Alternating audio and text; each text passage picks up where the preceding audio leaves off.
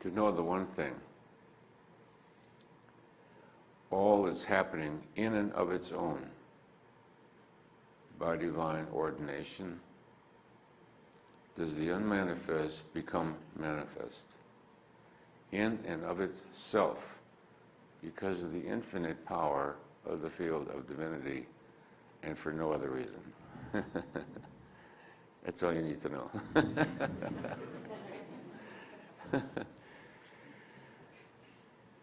What happens is that the mind, in 1/10,000th of a second, quickly claims that it was the author of the action. See what it did? If you don't keep it under control, it might do it again.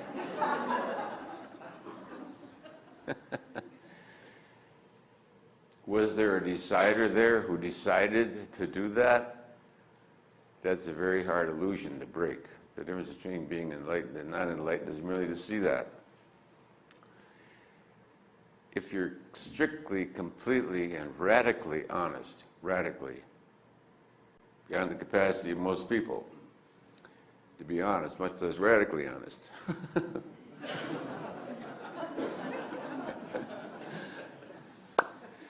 To be radically honest means to somehow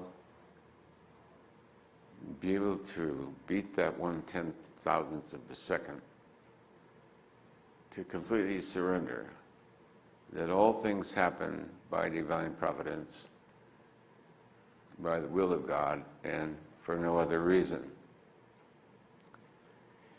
The only opponent to that understanding is the ego.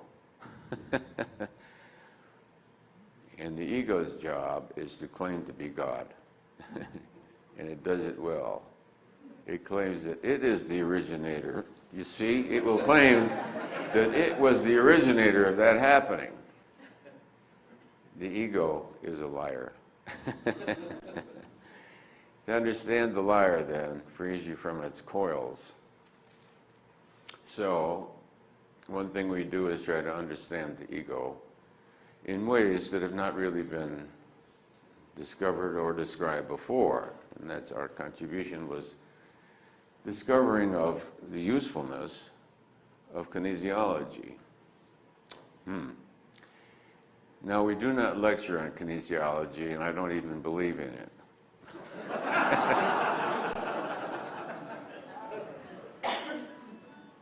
You can't believe in kinesiology because it calibrates to 600, which is the line between the linear and the nonlinear. Most of the time, I don't believe it either. See, you don't have to believe it, but you just use it like you do a screwdriver or pliers. It's a very practical tool. But with kinesiology, we've been able to discern, really, in libraries of encyclopedias of information and knowledge, an incredible amount of information to which mankind has never had access. Therefore, I have a certain reverence for the gift, because in witnessing kinesiology, it was taught by Dr. John Diamond.